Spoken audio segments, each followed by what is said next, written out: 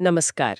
हम सब अपनी जिंदगी में कुछ ना कुछ बेहतर करना चाहते हैं, कोई नई स्किल सीखना चाहते हैं, शायद गिटार बजाना या कोई नई भाषा या अपने काम में ही और माहिर होना। लेकिन अक्सर होता क्या है? शुरुआत तो बड़े जोश से होती है। हाँ, पर कुछ ही दिनों में फ्रस्ट्रेशन और चिंता हावी हो जाती है। हम नतीजों के पीछे इतना भागते हैं कि मतलब सफर का मजा ही खत्म हो जाता है। बिल्कुल। तो क्या कोई ऐसा तरीका है जिससे हम मंजिल तक भी पहुंचे और रास्ते से प्यार भी कर पाएं?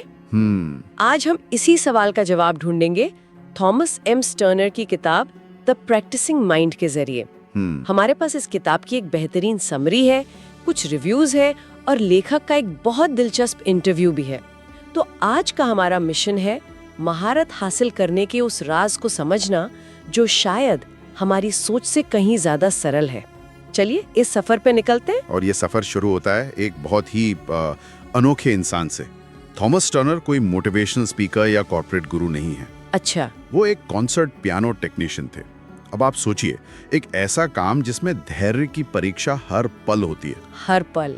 एक कॉन्सर्ट पियानो में 5000 से ज्यादा छोटे छोटे पुर्जे होते हैं और हर एक सुर को परफेक्ट बनाने के लिए लगभग 34 अलग अलग समायोजन करने पड़ते हैं। बाप रे। और ये काम उबाऊ और दोहराव वाला हो सकता था, लेकिन स्टर्नर ने इसी काम में महारत का रहस्य खोज निकाला।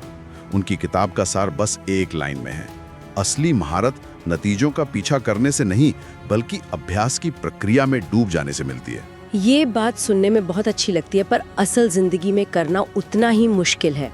और यहीं से शायद हमारी चर्चा का पहला और सबसे जरूरी हिस्सा शुरू होता है। हमारी सबसे बड़ी गलती यानी नतीजों पर हमारा जुनून। हाँ, वो ऑब्सेशन। हम हमेशा वहाँ पहुँचना चाहते हैं जहाँ भी वो वहाँ हो। मुझे कल ही गिटारिस्ट बन जाना है, मुझे अगले महीने तक वजन कम कर लेना है। हम हमेशा भविष्य में जीते हैं। बिल्कुल। और ये सिर्फ हमारी गलती नहीं है, हमारा पूरा समाज इसी सोच पर बना है। स्कूल में हमें ग्रेड्स के लिए पढ़ाया जाता है, सीखने की खुशी के लिए नहीं। सही बात है। ऑफिस में हम टारगेट्स पूरे करते हैं, काम की क्वालिटी पर ध्यान दिए बिना। लेखक अपने इंटरव्यू में एक बहुत मजेदार बात बताते हैं। वो कहते हैं कि हाई स्कूल में वो बहुत ही अनुशासनहीन थे। अच्छा। उन्हें गोल्फ खेलना था पर प्रैक्टिस से नफरत थी। उन्हें पियानो बजाना था पर रियाज करने में मौत आती थी। ये तो हम सबसे जुड़ता है। हाँ, वो चाहते थे कि सारे फायदे मिल जाएं बिना मेहनत किए। ये भावना हम सब कहीं ना कहीं पहचान सकते हैं ना। हाँ बिल्कुल, ये तो बिना पढ़े टॉप करने जैसा सपना है जो हम सब ने कभी ना कभी देखा है। लेकिन इस सोच का एक और खतरनाक पहलू है जिसके बारे में किताब में बात की गई है, तुलना यानी कंपैरिजन। जैसे ही हम दूसरों को देखते हैं हमें लगता है हम पीछे रह गए, और फिर हम अपनी रफ्तार इतनी तेज कर देते हैं कि सीखने की पूरी प्रक्रिया एक जहर बन जाती है। सही कहा। हम अपनी यात्रा को दूसरे के डेस्टिनेशन से नापने लगते हैं और यहीं पर हम खेल हार जाते हैं। बिल्कुल। चिंता और फ्रस्ट्रेशन की जड़ यही है।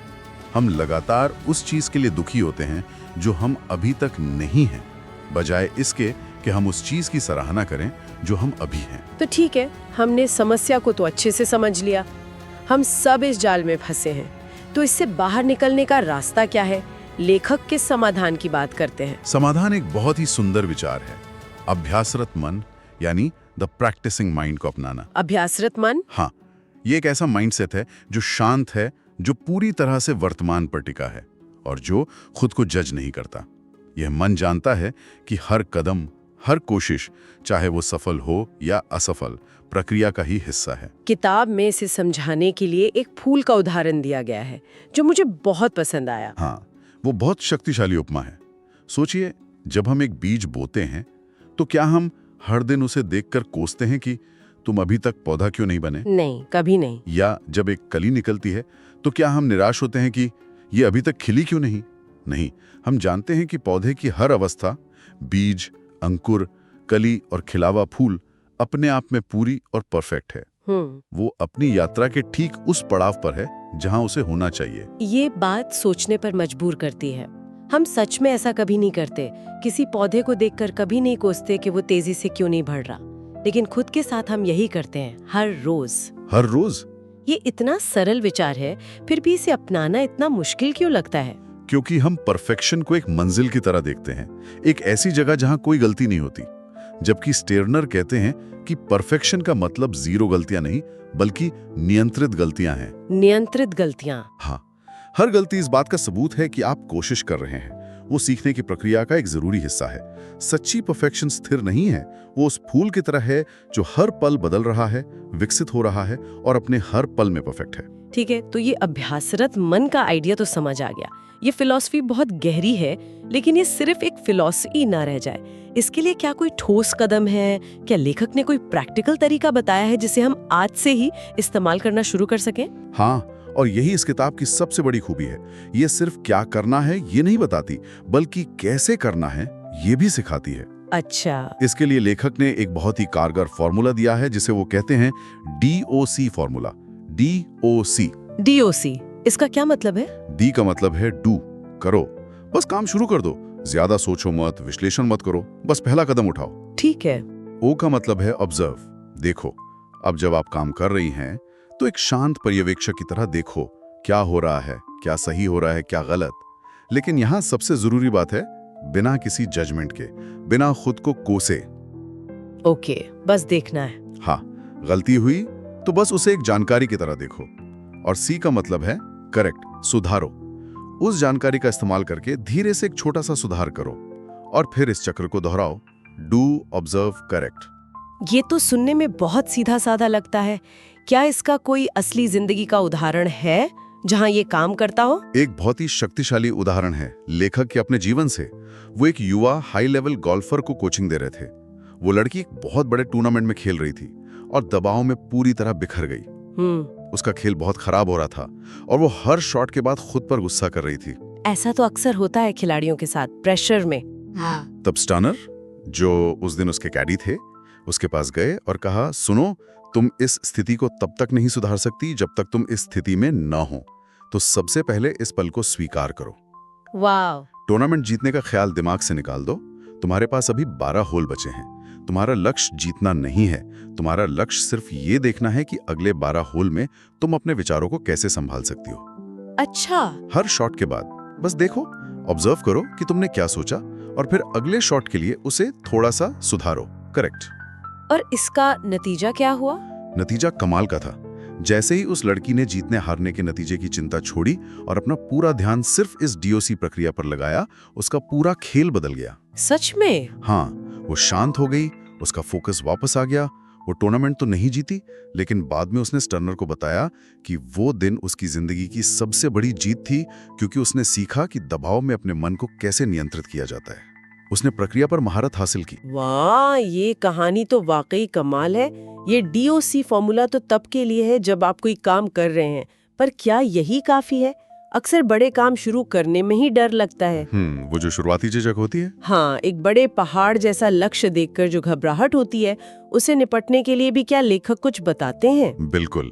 और यहीं पर उनका दूसरा शानदार सिद्धांत आता है, जिसे वो कहते हैं 4S का सिद्धांत, द 4S प्रिंसिपल। ये उस शुरुआती डर को खत्म करने के लिए ही बनाया गया है। 4S, ये क्या है? पहला S है सिंप्लीफाई, सरल बनाओ। किसी भी बड़े और डरावने काम को छोटे छोटे मैनेजेबल हिस्सों में तोड़ दो। दूसरा S है स्मॉल, छोटा रखो। अपने रोज के लक्ष्य इतने छोटे रखो कि उन्हें पूरा न करने का कोई बहाना ही ना हो। जैसे पूरी किताब पढ़नी है की जगह आज सिर्फ 2 पेज पढ़ूंगी। अच्छा, बहुत छोटा। तीसरा S है शॉर्ट, अवधि छोटी रखो। प्रैक्टिस का समय लंबा रखने की जरूरत नहीं है, 20 या 25 मिनट भी काफी हैं, बस पूरी तरह से फोकस के साथ। और चौथा और शायद सबसे जरूरी S है स्लो, धीरे करो। 1 मिनट, धीरे करो वाली बात आज की दुनिया में थोड़ी अजीब नहीं लगती? जहां हर कोई हासिल करने और तेजी से आगे बढ़ने की बात कर रहा है, वहां धीरे चलना क्या हमें पीछे नहीं छोड़ देगा? लोग इसे आलस भी तो समझ सकते हैं। ये एक बहुत ही जरूरी सवाल है और ज्यादातर लोगों के मन में यही आता है। लेकिन सत्तारनर कहते हैं कि ये एक विरोधाभास है। जब हम जानबूझकर धीरे काम करते हैं तो हमारा ध्यान और एकाग्रता बढ़ जाती है। अच्छा। हम गलतियां कम करते हैं, हमारा मन शांत रहता है और अजीब तरह से हम काम को ज्यादा कुशलता से और अक्सर ज्यादा तेजी से पूरा कर पाते हैं। मतलब जल्दबाजी में ज्यादा गलतियां होती हैं। एग्जैक्टली। जल्दबाजी मन में घबराहट पैदा करती है और घबराहट में हमेशा ज्यादा गलतियां होती हैं। ये चारों S मिलकर काम करते हैं। जब आप धीरे चलते हैं तो काम सरल लगता है, जब लक्ष्य छोटे होते हैं तो कम समय में भी प्रगति दिखती है। ये तो ज़ेन की उस धारणा जैसा है, एफर्टलेस एफर्ट। सुनने में तो बहुत अच्छा लगता है, पर मेरे लिए तो सुबह बिस्तर से उठना भी फुल एफर्ट होता है। लेकिन मैं आपकी बात समझ रही हूँ। इसका मतलब शायद ये है कि हम शारीरिक रूप से मेहनत करें पर मानसिक रूप से शांत और सहज रहें। आपने बिल्कुल सही पकड़ा। शरीर काम करे पर मन संघर्ष ना करे। ये तकनीकें मतलब DOC और 4S ये तो बहुत प्रैक्टिकल है, लेकिन इन्हें लगातार इस्तेमाल करने के लिए एक गहरे मानसिक बदलाव की जरूरत होगी, जैसे धैर्य। धैर्य। हम सब जानते हैं कि धैर्य जरूरी है, पर इसे लाएं कहाँ से? किताब इस पर एक बहुत जरूरी बात कहती है। धैर्य कोई जन्मजात गुण नहीं है जिसे लेकर आप पैदा होते हैं। अच्छा, ये कोई स्किल है? हाँ, धैर्य एक स्किल है, एक मानसिक मांसपेशी की तरह। और जैसे आप जिम में वजन उठाकर अपनी मांसपेशियों को बनाते हैं, वैसे ही आप जानबूझकर छोटे छोटे धैर्य के पल प्रैक्टिस करके अपने धैर्य को बढ़ा सकते हैं। जैसे कि ट्रैफिक में फंसे हैं, ये धैर्य प्रैक्टिस करने का मौका है। किसी चीज का इंतजार कर रहे हैं, ये एक मौका है। और धैर्य के अलावा एक और गहरा विचार है जिसकी बात किताब में की गई है, अपने विचारों से दूरी बनाना। हाँ, और शायद ये इस किताब का सबसे गहरा और परिवर्तनकारी विचार है। स्टर्नर कहते हैं, मैं अपने विचार नहीं हूँ, मेरे पास विचार आते हैं। ये एक बहुत बड़ा फर्क है। जब हम अपने विचारों से खुद को अलग करके उन्हें एक पर्यवेक्षक, एक ऑब्जर्वर की तरह देखने लगते हैं, तो हम उनके गुलाम नहीं रहते। मतलब विचार को आते जाते देखना। हाँ, एक नकारात्मक विचार आता है, जैसे तुम ये नहीं कर सकती। ज्यादातर लोग इस विचार को सच मान लेते हैं, लेकिन ऑब्जर्वर बनकर आप उसे बस देख सकती हैं। अच्छा, मेरे मन में एक विचार आया है जो कह रहा है कि मैं ये नहीं कर सकता। बस आप उसे सच मानने के लिए मजबूर नहीं है। लेकिन रुकिए, अगर मैं सिर्फ प्रक्रिया पर ध्यान दे रही हूँ, अपने विचारों को दूर से देख रही हूँ, तो मेरे लक्ष्यों का क्या होगा? क्या हमें लक्ष्य बनाने ही नहीं चाहिए? कुछ एक्सपर्ट्स जैसे लॉक और लैथम, जिनकी गोल सेटिंग थ्योरी बहुत मशहूर है, वो तो कहते हैं कि स्पष्ट और मुश्किल लक्ष्य ही प्रेरणा का सबसे बड़ा स्रोत है। अगर कोई मंजिल ही नहीं होगी तो हम कहीं भटक तो नहीं जाएंगे? ये एक बेहतरीन सवाल है और ये इस पूरी चर्चा को संतुलित करता है। किताब ये बिल्कुल नहीं कहती कि लक्ष्य होने ही नहीं चाहिए। लक्ष्य बहुत जरूरी है, लेकिन एक कंपास की तरह जो आपको दिशा दिखाता है। ओके। समस्या तब होती है जब हम कंपास को देखने के बजाय सिर्फ दूर के सितारे को घूरते रहते हैं और अपने पैरों के नीचे के पत्थों से ठोकर खा जाते हैं। सही बात है। लक्ष्य आपको बताते हैं कि किस दिशा में चलना है, लेकिन आपका 100% ध्यान अगले कदम पर होना चाहिए। स्टर्नर के अनुसार प्रक्रिया पर ध्यान केंद्रित करने से लक्ष्य अपने आप हासिल हो जाते हैं, एक साइड इफेक्ट की तरह। ये तो बहुत संतुलित नजरिया है। यानी लक्ष्य रखो पर उससे चिपके मत रहो, दिशा तय करो पर सफर का आनंद लो। बिल्कुल। और जब आप अपने विचारों के ऑब्जर्वर बन जाते हैं तो ये करना आसान हो जाता है। आज न्यूरोसाइंस भी यही कहता है। अच्छा। विज्ञान के मुताबिक हम अपने दिन का 95% हिस्सा पुराने प्रोग्राम्स और आदतों के आधार पर जीते हैं। हमारा सबकॉन्शियस माइंड ऑटो पायलट पर चलता है। जब हम पर्यवेक्षक बनते हैं तो हमें पहली बार वो मौका मिलता है कि हम उस ऑटो पायलट को रोककर खुद कंट्रोल अपने हाथ में लें। हम चुन सकते हैं कि किस विचार पर ध्यान देना है। तो आज की हमारी इस गहरी चर्चा का सार क्या निकलता है? हमने थॉमस टर्नर की किताब द प्रैक्टिसिंग माइंड से ये सीखा कि किसी भी चीज में महारत हासिल करने का रास्ता नतीजों की चिंता से नहीं, बल्कि प्रक्रिया से प्यार करने से होकर गुजरता है। बिल्कुल। हमने DOC फॉर्मूला सीखा, डू, ऑब्जर्व, करेक्ट। हमने 4S के सिद्धांत को समझा, simplify, small, short and slow. और सबसे जरूरी बात, हमने अपने विचारों का गुलाम बनने के बजाय उनका पर्यवेक्षक बनना सीखा। जैसा कि किताब कहती है, जब आप अभ्यास में महारत हासिल कर लेते हैं तो सफलता एक स्वाभाविक परिणाम बन जाती है। और जाते जाते श्रोता के लिए एक अंतिम विचार।